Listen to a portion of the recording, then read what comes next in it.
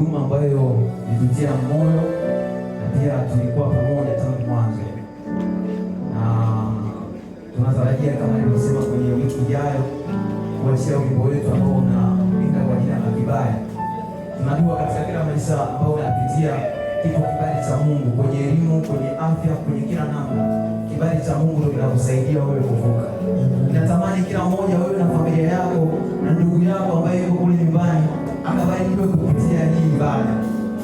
Hatufanyi kwa namna ya kusema sisi benefit. Lengo letu ni kuhakikisha injili inawafikia hata wale walio mbali. Kwa hiyo akaunti zetu za Praise Team, ukienda TikTok, Facebook, WhatsApp, Twitter,